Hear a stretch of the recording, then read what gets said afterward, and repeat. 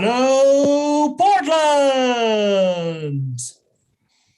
Unfortunately, I cannot really hear you, so I hope everybody is awake on the other side of the line.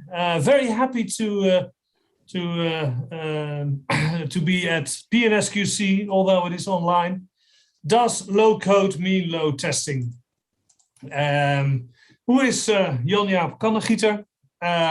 Well, that's me. When I saw this picture today, I thought I have to make a new picture, and it should be I love PNSQC. I've been there once, and great conference, great people, great city. I'm a principal consultant at Squarist in the Netherlands, so starting to become it's early in the evening right now, the sun is going down. And I'm specialized in testing requirements and agile transformation. I wrote in total 11 books. Only 10 has been published. And well, maybe you should find out what happened with the 11th one. Most of my books are in Dutch, but some books are in English. And there's even one book translated in French, German, Spanish, and even Chinese. I heard Phil say that he's in China a lot, so probably he speaks Chinese and he can buy a book in Chinese written by me. But my Chinese is about 0, so it was translated by someone else. What are we going to talk about? There's this new development, low code. Not everybody is familiar with that. So first, I'm going to explain what low code is. And then we will look into the question, do you have to test low code applications? Is it really necessary to spend time on low code applications? Because they're generated, they work, they're all technical quality scans, making sure that it works. So why do we test those things? And if we test it, what are the risks you should cover? Because we do risk-based testing. And I will give some examples. Well, I think that this presentation is really relevant for PNSQC this year, because the theme is evolution of quality. And what we see is that system development has evolved. So I think that low code will be the main way of making systems in a couple of years. So we will have to evolve as well. We have to adapt as well. And we have to follow the evolution around us. It's strange. I don't get feedback so far. So it's, but I suppose that everything is working okay. Then the first question, what's how and why of low code? Well, if we're going to look at some definitions of low code, the first definition I could find was by Forrester.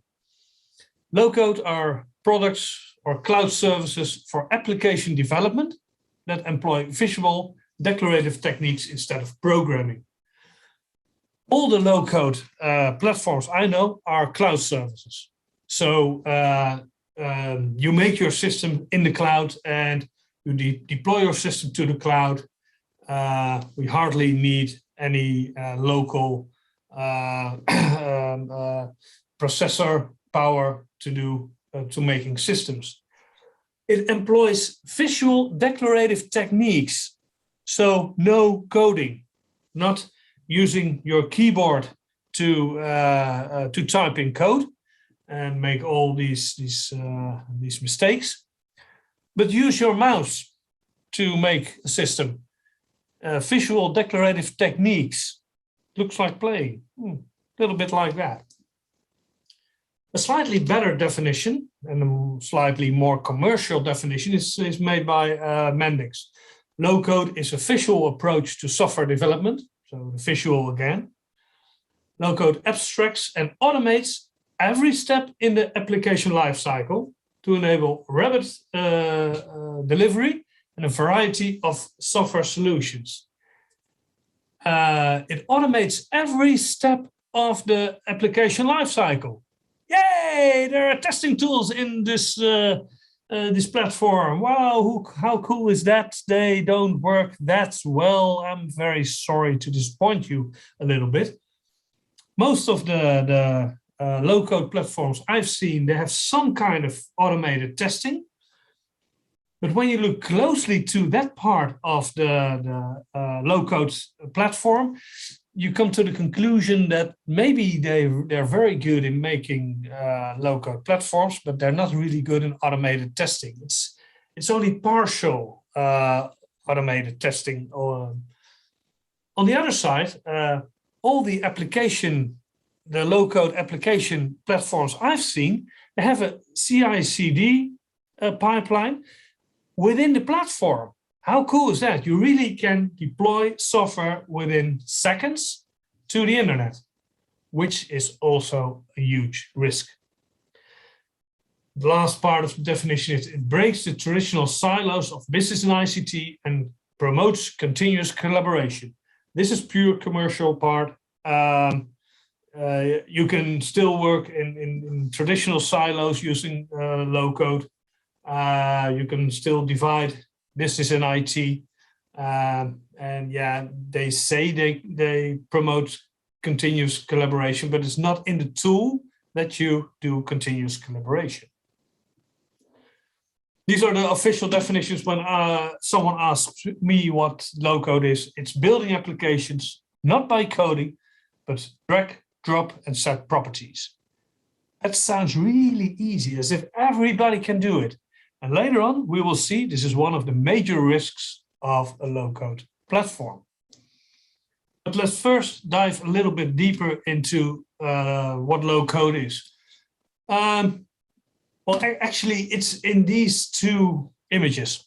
On the left side, which is for you, the right side, by the way, you see some high code. I really searched the internet for a piece of code where I got no idea what's happening there. And I think I'm pretty good in reading code. So you don't do this anymore with these different levels, with the ifs, with the variables, etc. But really, like on the right side, some kind of process flows or functional flows, and you set properties and you drag and drop stuff. That's really where we are heading. And this colleague of mine came up with a very good way of explaining low code by using Disney. Yay, Disney! I love Disney. And you see the disclaimer below. This is not for professional purposes, but only for information. Here you see two scenes from two different movies. And well, you don't have to look closely to see that somehow they're really pretty much the same. You see the same movements over and over again.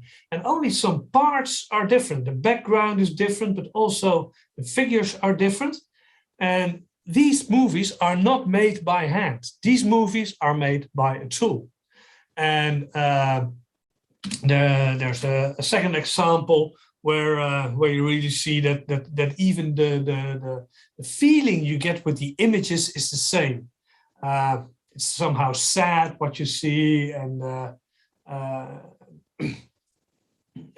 you also see that some parts of the background are also changed to make it different. And in this last picture, at the bottom, you see Winnie the Pooh added to it. So you can also add things to it. So what Disney is actually doing is, of course, they make drawings. But somehow using technology under the hood, they can reuse these drawings and change these drawings and make these drawings do things without redrawing. So what they do, they reuse drawings, scenes, and techniques. In this way, they save a lot of time and a lot of money. Making a new movie is, of course, making a new story. Of course, drawing new things, but by reusing stuff, they can save a lot of time and a lot of money. And it's very flexible. You can use parts from one movie and parts from the other movie if they fit the storyline. it's really important of good storage. And also really important that the original movies are made in certain techniques, using certain techniques, a certain technology to make it reusable and to make it, some kind of plug and play or replace, and you got something new. And that's about the same with low code.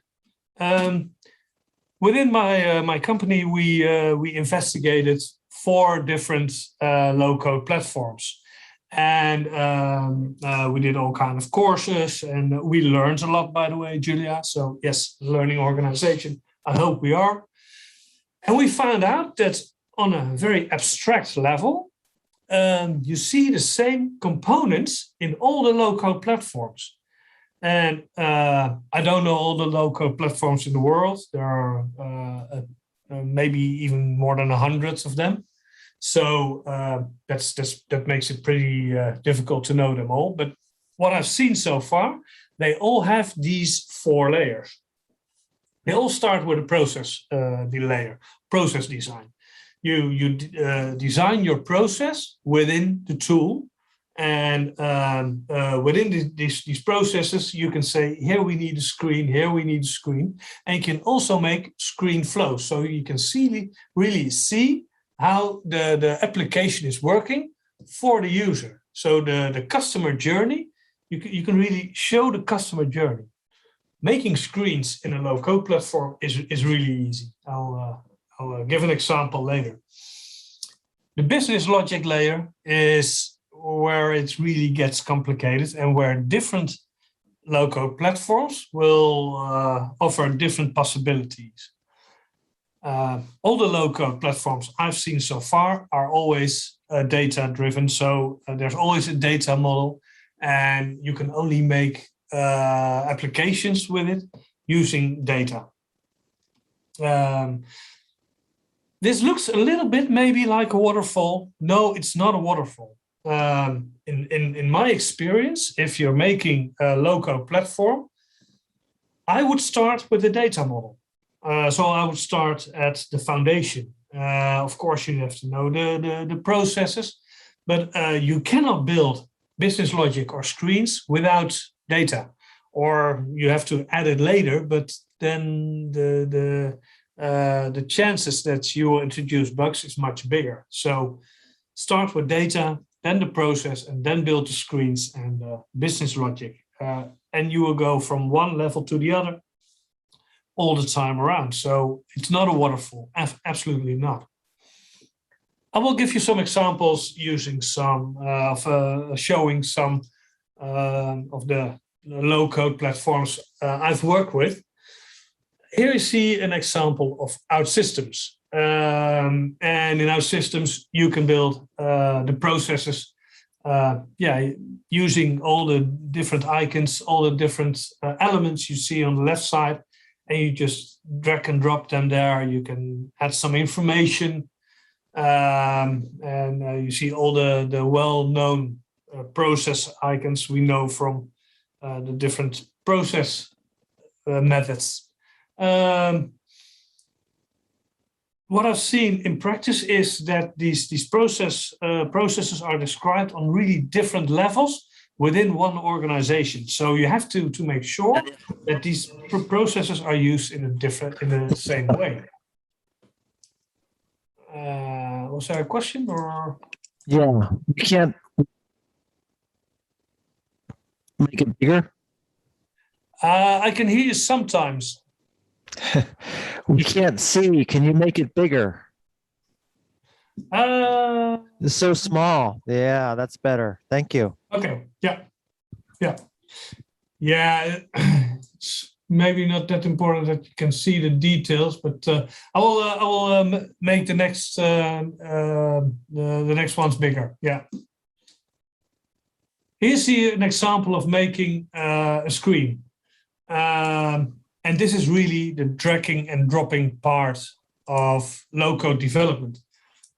Suppose you want to have a text field, You just grab it, you just drag and drop it on your screen. Here you build a screen. And suppose it's an input field, then in the properties you say what is entered here should be there in the data model. And that's why you need the data model first.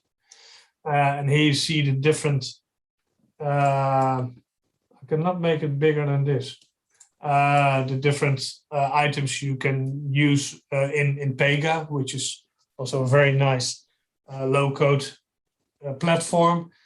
Text areas, radio buttons, checkboxes, etc., drop-down data windows. And for instance, in a drop-down data window, you can also make a connection to the database, and you can manage the options you have within the drop-down data window in your database. So that's good for maintenance purposes. As an example of screens. Here you see an example of business logic. We'll also make it bigger. I can't make it bigger than this. And the business logic within Mendix, also within OutSystems, by the way, is done using microflows. In OutSystems, the name is different. That's logic. But what you see is that you design steps, and at every step you can say what needs to be done at that step. For instance, get this from the database, show this, make this calculation. If this is bigger than 10, do this. If it's 10 or less, then do that. And this way you can make your business logic. That sounds tempting, absolutely, but it's so easy to make mistakes in this. The only thing that Mendix or OutSystems will check is whether it's technically working. For instance, if you make a comparison between two fields, and if it's bigger than this, then, and one of them is a date and the other one is not, they say, I can't compare it. But it's only technical checks which they make. Here on the right side, you see some things where you can set some properties, and this way you can build your business logic. Some other platforms, they don't use these flows because it's sometimes really hard to design a flow to meet certain requirements. For instance, this platform, ThinkWise, they say we use high code for the business logic.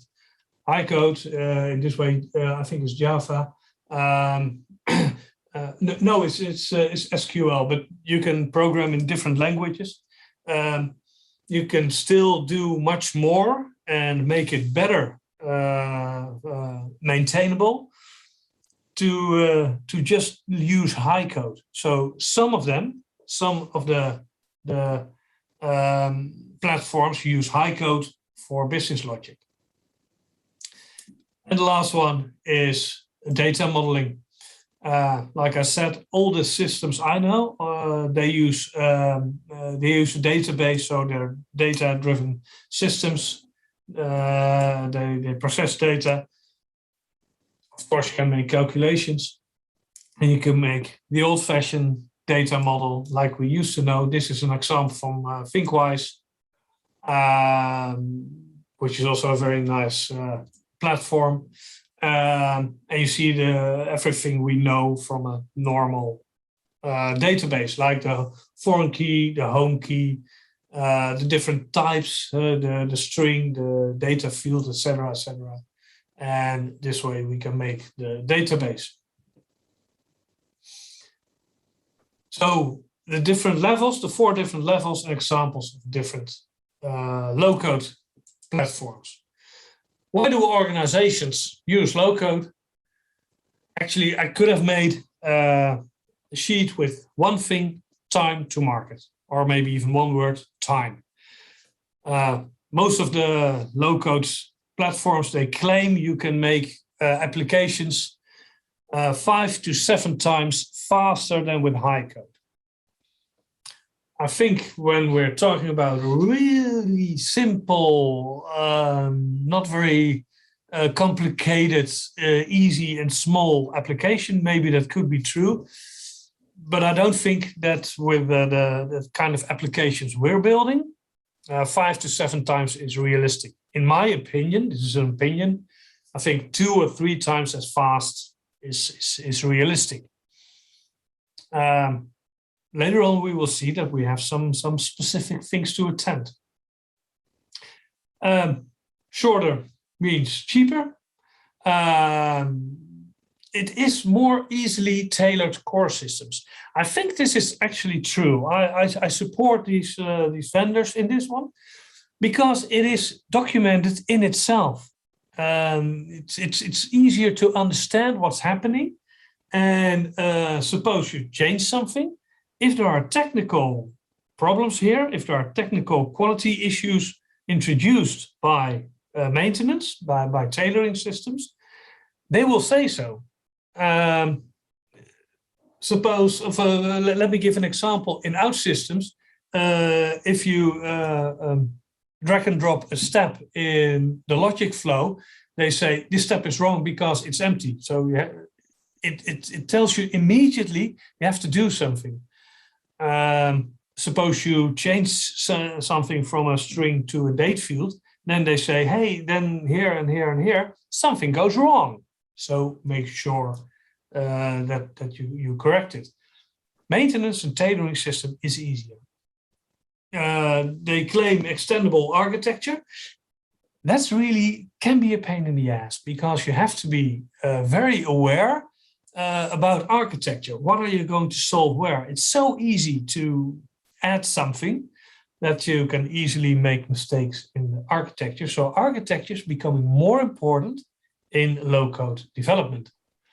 And well, that's not a reason that someone is ever saying, but I'm sure that some organizations use low-code because it's the new technology. It's the new kid on the block. It's the today technology. And of course, we don't do COBOL anymore, but even Java is getting outdated. So you better use the new kid on the block. If you search on the internet, you will find all kinds of figures like this with a magic quadrant for enterprise low-code application platforms, even by Gartner. And they say these are the leaders, these are the challenges, these are the visionaries, and these are the niche players. Do not use these kind of drawings. Every low-code system, maybe there are some who are really bad technically seen, but all the well-known low-code platforms, they're good at some parts and they're not so good at some parts. I gave the example of ThinkWise. They use high code, and in some situations, it's better to have your logic built in high code than using these flows because you have to do such strange things in some situations to make it fit into the flow. So ThinkWise is not even on this map, but every low-code platform has its own advantages and disadvantages. And of course, we look at these kind of drawings, but that doesn't mean that you should forget about Pega or Oracle or Creatio. Heard some pretty good things about those too. Great, low code. Do we have to test low code? Suppose the answer on this question would be no, then the presentation would end here, but I still have 30 minutes, so I'm pretty sure the answer will be yes. But why do we have to test low code systems? Because it's drag and drop, it's setting properties. What could go wrong here? If you do something technically wrong, you will get a message and it will say, hey, you have to do something here. This is not working. So why do we have to test low code? Well, the first reason has to do with the development of low code. Low code started, well, according to some people 20 years ago, I think CoolGen was already a kind of low-code system, but okay, it wasn't very successful back then. But about 5 to 8 years ago, the first low-code platforms started to become popular and usable. And at that time, those first generation low-code platforms, we started to experiment with it and make small standalone apps. There are some great stories about organizations having a problem today, thinking about the requirements and architecture and design tomorrow, build it the day after tomorrow, and before the end of the week, it's in production. That's absolutely possible with small, easy standalone applications or apps if you're on a mobile platform. And especially at the start, we were making more mobile apps than Windows applications. Second generation were on-top apps. Suppose you have SAP or Salesforce. Salesforce in itself could be seen as a low-code platform, by the way. But suppose you have this really big ERP system. Then it got pretty easy to make on-top applications or on-top apps using the data within SAP. That's cool. Then you don't need to have a laptop or something else to get data out of SAP. So the person who is getting the delivery in the warehouse could check on his phone if the delivery was scheduled. Or he could check which goods he has to get out of the warehouse. So these on-top apps, you did not really change something in the database or in SAP, but they were really small on-top apps without really a risk. Suppose that the app would not work, whatever reason, then you can always go back to the terminal or the laptop.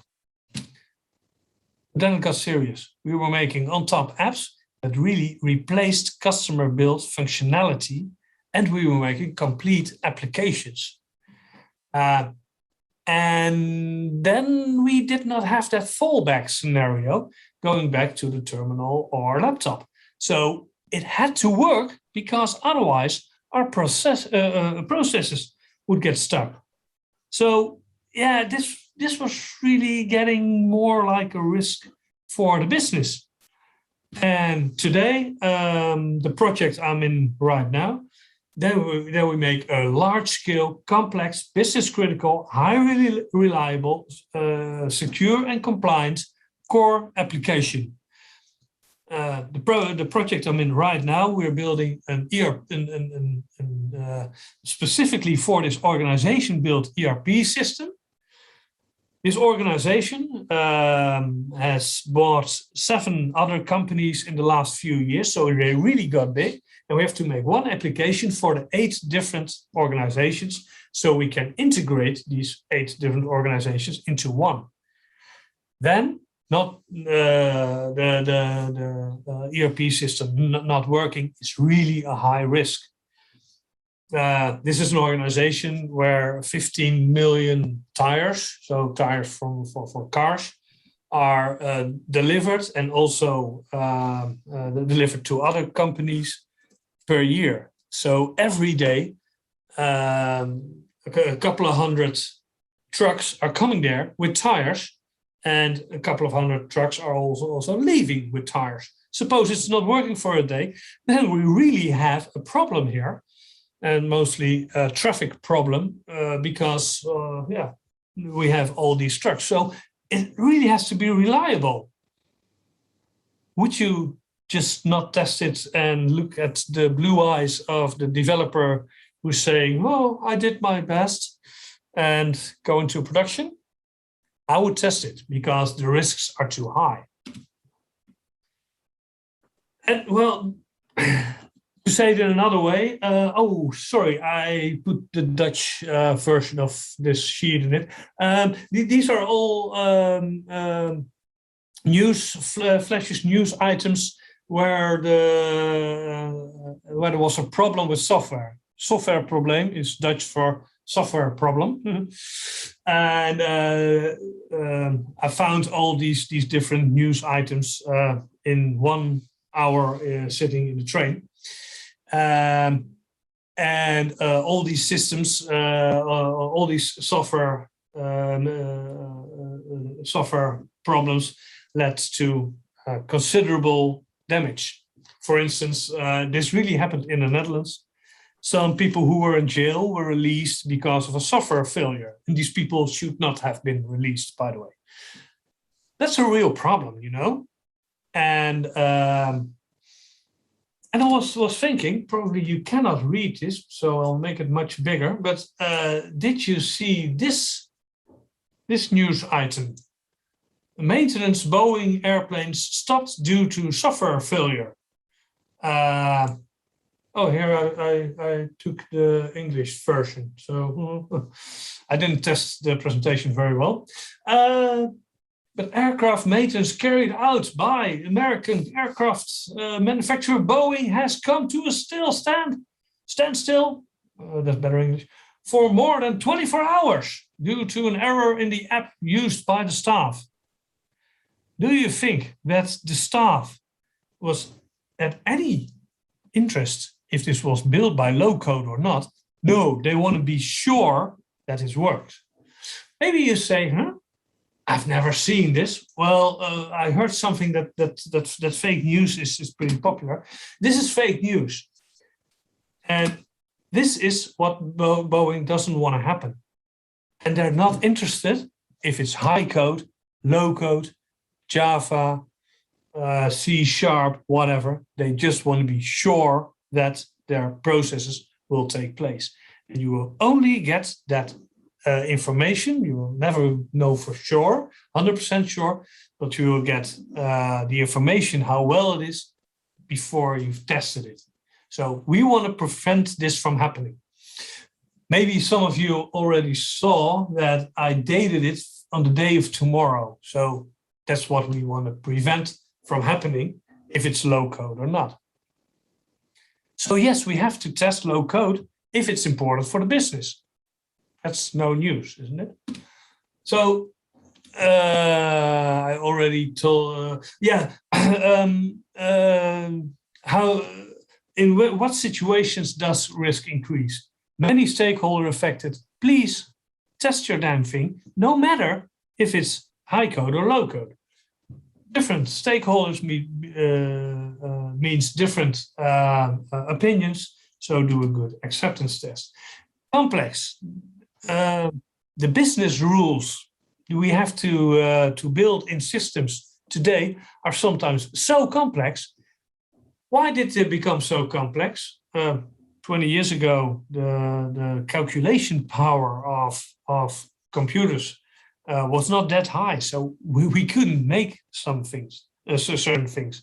By now, the computers are so strong that we can actually make very difficult, very complex business rules. So we make them, at least in the Netherlands, where our government is doing it pretty often.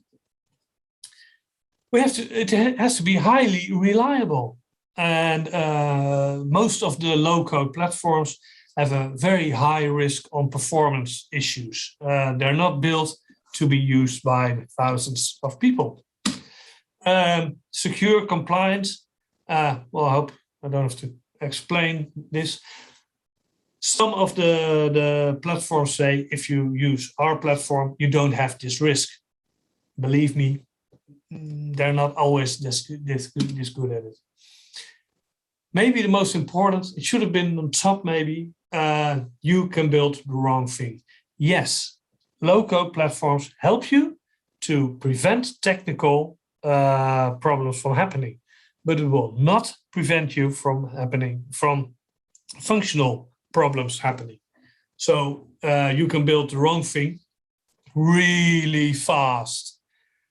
Well, make something that's wrong 7 times faster is still wrong. Well, I get this question pretty often. But is it not tested by the low-code vendors? Yes and no. Yes, the well-known vendors like OutSystems, like Pega, like ThinkWise, like Mendix, they test their platform very good. They have a lot of testers within their organization. I even heard someone say, but I could not check it, that there are more testers at these low-code platform builders than there are developers, because they have to know for sure that it works pretty good. So yes, they test their platforms. They even test their building blocks. Building blocks are parts you can drag and drop within the whole system. So it's built by someone else and you can reuse it. And vendors tend to test their building blocks. And yes, they lead to pretty high code technically seen. And most of them have by now automatic validation. But not all platforms are that reliable. And sometimes you want to use a specific platform because you have certain technology or you're in a certain line of business. Some organizations use building blocks built by others. You never know how good they are. A lot of cases, there's high code in it, so you still have to test it. And there are a lot of ways to build software, to build systems, applications in a low-code environment, but there are not very much good ways to do it. And automatic validation is only technical quality. So the test responsibility of the vendor is here in yellow, and in blue you have your own test responsibility, the high code, the non-vendor blocks, the plugins, the functional connection to the business, the functionality itself, the customer integration end-to-end, the correct implementation of business logic, and non-functionals.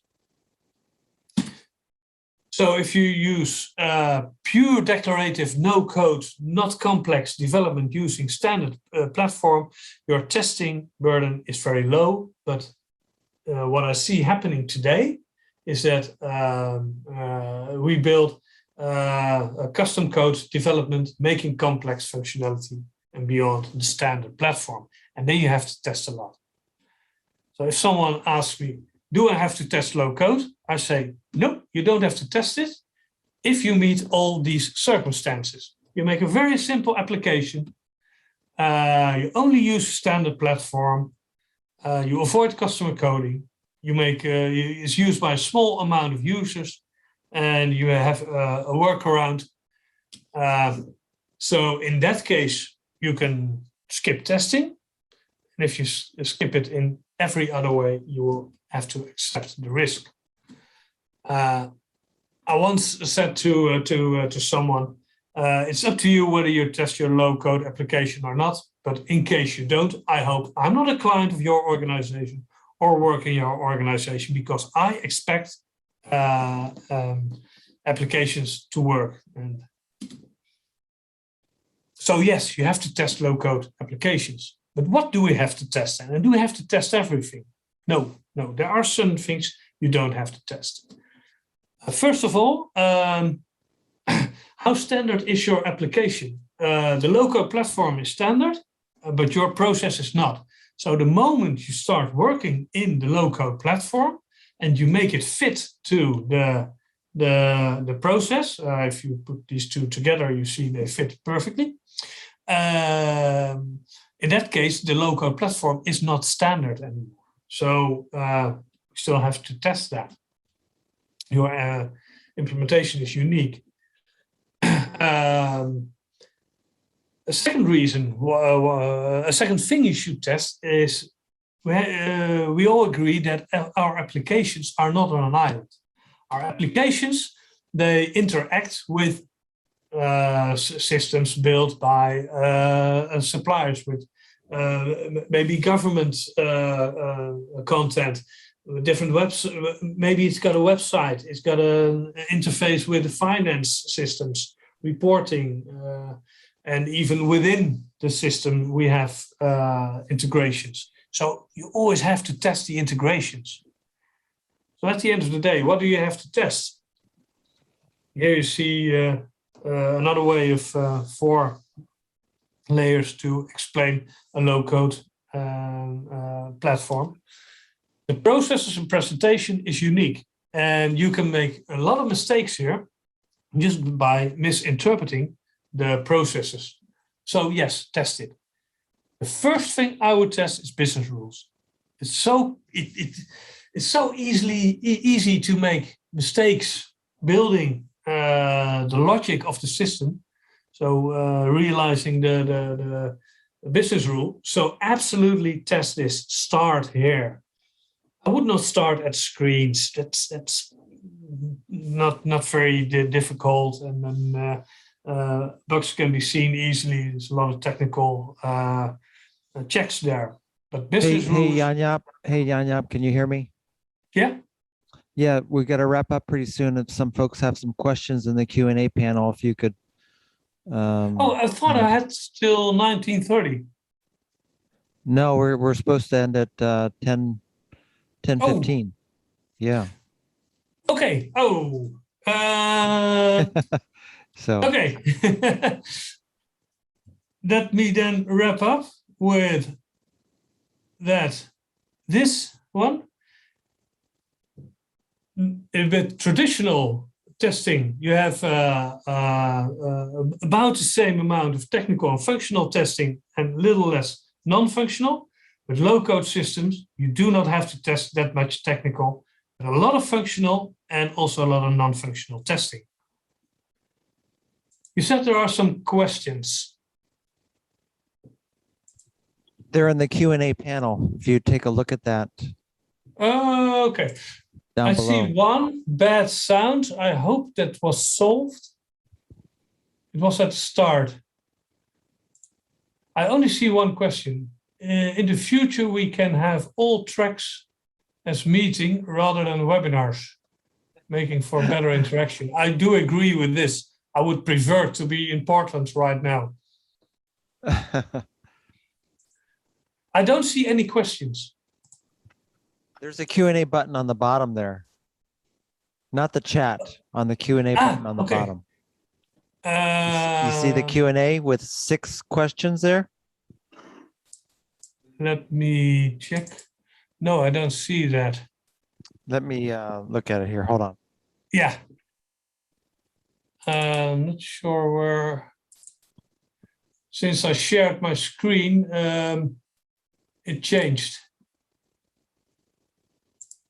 See, these are actually, yeah, these are actually, well, this is even better. We can see you. Let's see. I'm not sure if that's better, but that's up to you. Yeah. Okay. I don't see the Q&A button. Yeah, it's okay. It's okay. Those were questions and answers from other meetings, from the previous meeting. But does anybody here have questions for Jaap? I think.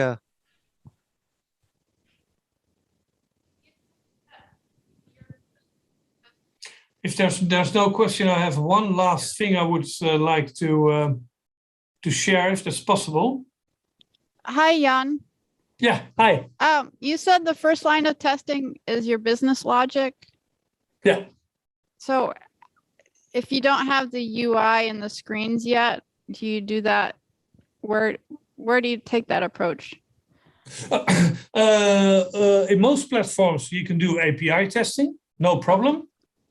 But most of the business logic is built together with the screens, but the focus of your test will be business logic. You will see the screens, but you will not really test them. So it's more a focus than where you use it, but also use the API connector. Okay, thank you. You're welcome. So you had some closing summaries. The most important thing that we should remember today is. Okay, then I would like to share my screen, this one, I guess. And that's low code introduces a new risk, and that's of the citizen developer or a non-professional developer. With low code, we can build systems so much faster. But that also means that we can introduce bugs, introduce inconsistencies, functional defects, and other rubbish so much faster that we cannot keep up with testing if this is happening. So we still need system development skills in low-code development. The system developer is a major risk for quality if it comes to complex systems. That would be my closing remark.